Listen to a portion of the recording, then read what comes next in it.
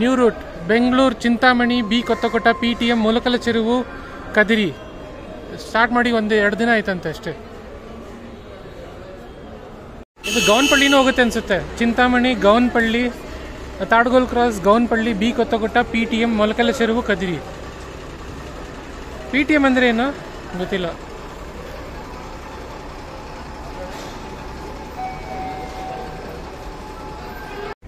Bangalore to Kadiri, all the KSRTC buses go via Bagipalli only. APSRTC 1 or 2 buses they come via Chintamani, Chelur, Chintamani. There used to be, I am talking about 10 years ago, one APSRTC which used to come via B Kottagota, Chintamani. So that is not there now. So this is the only bus on this route. Karnataka Gadi is onde hogota route alli. Chintamani, B Kottagota, Kadiri.